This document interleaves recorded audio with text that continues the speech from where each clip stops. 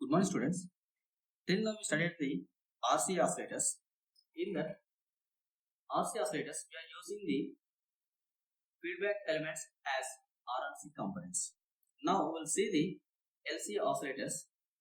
In the LC oscillators, we are using the feedback elements as inductor and capacitor elements. As these LC oscillators are used in the radio frequency oscillators, or you can say these LC oscillators are generates the radio frequency signals as which are used in the communication system. Basically, these LC oscillators consist the either a common emitter or common source amplifier. As we know that common emitter or common source amplifiers will provide the phase shift of 180 degrees. Here, this feedback network contains the three impedances which are connected like this. These three impedances are formed by either inductor or capacitor types. This feedback network will form the phase shift of 180 degrees. The overall phase shift in the circuit is 360 degrees. As this is the basic construction of LC oscillators. Here this is the amplifier. In this amplifier we may use common emitter amplifier or common source amplifier, or we may use inverting operational amplifier also. These three amplifiers will provide the 180 degrees of phase shift, and the remaining 180 degrees phase shift will be provided by this feedback network. Yes, here we are using the three impedances Z1, Z2, Z3. This feedback network will provide the 180 degrees of phase shift.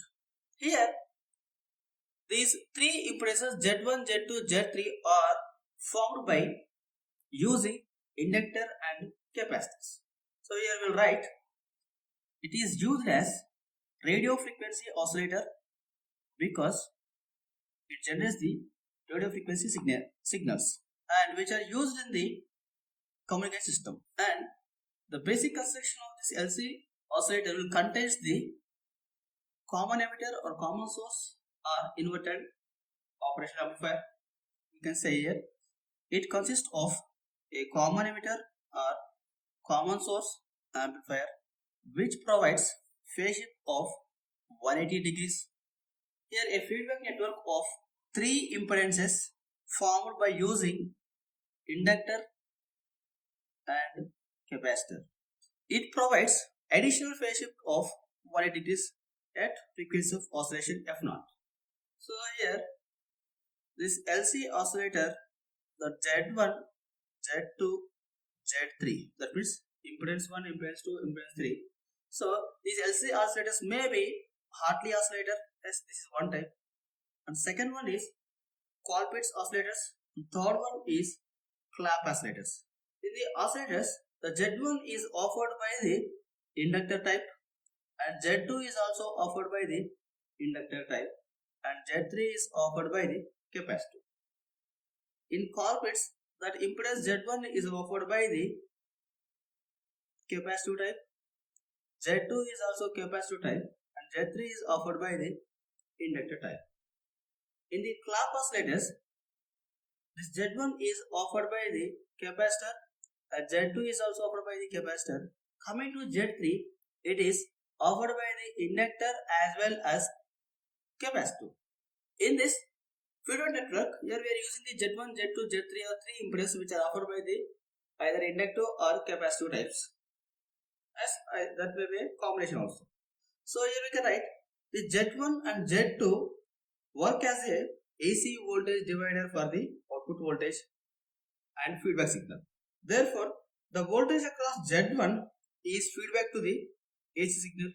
So the voltage drop across the Z1 is our feedback signal here. Yes, here Z1 and Z2 serve as AC voltage divider for output voltage and feedback signal. Therefore, the voltage across Z1 is feedback signal. Here, the frequency of oscillation is F0, which is equals to 1 by 2 root LC. For LC oscillator, we can achieve this F0 by considering the condition x1 plus x2 plus x3 equals to 0. Here, x1 plus x2 plus x3 equals 0. at omega naught. Yes. So here Z1 is nothing but J into X1, Z2 is nothing but J into X2, Z3 is nothing but J into X3. Yes, X1, X2, X3 are the reactants of that related elements. So by adding these reactants of these three elements, it is equal to 0 at omega naught. Yes, from that we can calculate the omega naught or F naught. Yes, in the LC oscillators, for the sustained oscillation, we can write HFE is greater than or equals to X1 by X2. This is for BJT, and we can write gain is greater than or equals to X2 by X1 for the FET oscillators. We may use FET or BJT. We are using the BJT, that HFE must be greater than or equals to X1 by X2. Yes, for FET and operational amplifier, we will get the condition as the gain must be greater than or equals to X2 by X1 value. Next we will see the Hartley oscillator. This is the Hartley oscillator. Here, this is the CE amplifier. Here we are using the feedback network with the inductor and capacitive elements. Here we are offered the Z1 impedance using the L1 inductor and Z2 impedance using the L2 inductor and Z3 impedance using the capacitive type. So in all Hartley oscillators, Z1 and Z2 are inductors and Z3 is capacitor. We know this R1, R2 and RE, these three resistors provides the necessary DC bias to our transistor.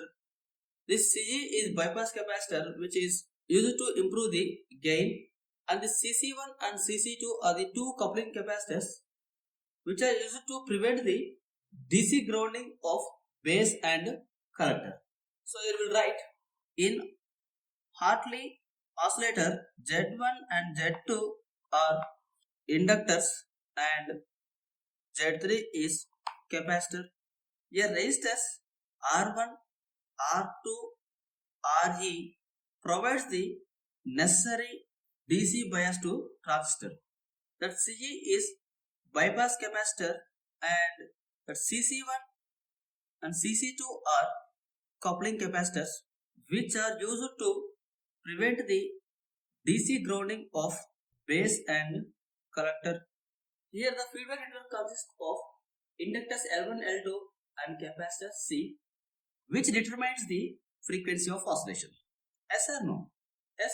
The frequency of oscillation F0 is always depends on the inductor and capacitive values L and C. So here we can write the feedback network consisting of L1 and L2 inductors and capacitor C, which determines the frequency of oscillation.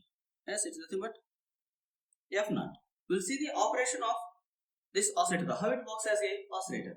So this is operation. In this, when the positive supply VCC is switched on, here transient current flow in the tank circuit. Tank circuit is nothing but LC circuit. Yes. Consequently, the damped harmonics or damped harmonic oscillations will present in the circuit. The current in the tank circuit, that means this feedback network, produces the AC voltage across the L1 and L2. When voltage produces across the L1 and L2, if we consider the voltage at terminal 1 with respect to terminal 3 is positive at any instant, the same instant potential at or voltage at terminal 2 with respect to terminal 3 is negative at the same instant. Yes or no? Yes. So the phase shift between this terminal 1 and terminal 2 is 180 degrees. Why? Because it has negative sign. We know our CE amplifier provides a 180 degree phase shift. The total phase shift is provided in the circuit is 360 degrees. As from the Parkinson criteria, the oscillator must provide the 360 degrees of phase shift. So here at one frequency, or we can say the frequency of oscillation is determined for the tank circuit. So we need to consider the Parkinson criteria to get the sustainable oscillations. As that means the Parkinson criteria is overall phase shift must be 360 degrees, and loop gain A beta must be 1. We know the frequency of oscillation in this LC circuit is F naught equals to 1 by 2 pi LC. So in this way, this Hartley oscillator will work. As we'll write here operation when supply plus VCC switched on, a transient current is produced in tank circuit, and consequently damped harmonic oscillations are present in circuit. Here the oscillating current in circuit produces the voltage drop across inductor 1 and inductor 2. You can write here the oscillatory current in tank circuit produces AC voltage across L1 and L2. Now we are having the voltage drop across L1 and L2. This is the AC voltage drop which is produced because of the oscillating current in the tank circuit. As terminal 3 is grounded, so we connected terminal 3 is grounded. So from that it is at 0 potential. So at terminal 3 potential is 0. We are assuming if terminal 1 is at positive potential with respect to terminal 3 at any instant, then terminal 2 will be negative potential with respect to terminal 3 at the same instant. From this we can say, thus phase shift between terminal 1 and 2 is always 180 degrees. Yes, and in CE amplifier, the transistor provides 180 degree phase shift. Therefore, total phase shift is 360 degrees. So, in the Bergson criteria, one condition is satisfied. Thus, at frequency determined for tank circuit, the necessary condition for sustained oscillations is satisfied. That are loop gain A beta equals to 1 and the angle of A beta is 360 degrees. Then the circuit will act as a oscillator. Yes, we know frequency of oscillation F naught equals to frequency of oscillation F naught in the LC oscillator is equals to 1 by 2 pi root LC. Here L is nothing but inductors. Yes, here we are having two inductors which are in series. So we can write where L equals to L1 plus L2 plus 2M. I am writing mutual inductance also. Yes, and M is the mutual inductance. So we can here condition for sustained oscillation is HFE is greater than or equals to, we said x1 by x2. What is the x1 here? L1 term. Yes, so we can write HFE is greater than equals to L1 plus M by L2 plus M. If we neglect mutual inductance, then we can write HFE is greater than equals to L1 by L2. Next we will see the analysis of this Hartley oscillator. As here Z1 equals to, we can write J omega L1 plus J omega M. This is related to the L1 inductor. So we are considering the mutual inductance also. And Z2 equals to J omega L2 plus J omega M. And Z3 equals to, we can write 1 by J omega C. It is related to the capacitor. So we can write it is equals to minus J by omega C. To find F naught, yes, that means frequency of oscillation at omega naught, we need to consider the condition as x1 plus x2 plus x3 equals to 0. So we are considering x1, so we are removing the z. It is nothing but the omega naught L1 plus omega naught M plus x2 term as omega naught L2 plus omega naught M plus x3 is nothing but minus 1 by omega naught C. It is equals to 0. From this we can write omega naught is common. We can write L1 plus L2 plus 2M. It is equals to, we can write 1 by omega naught into C. So we can write it is equals to omega naught square equals to 1 by L1 plus L2 plus 2M into C.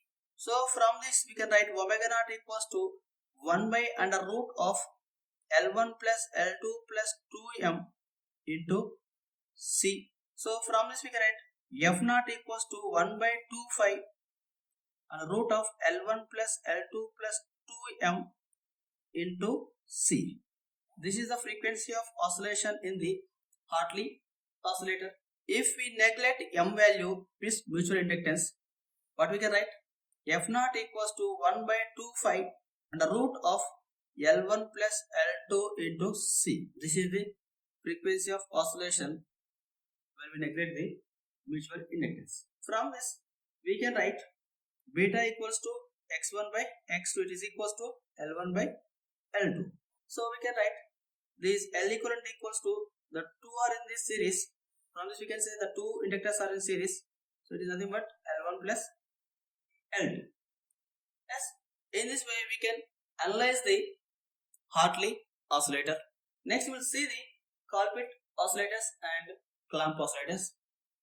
Thank you.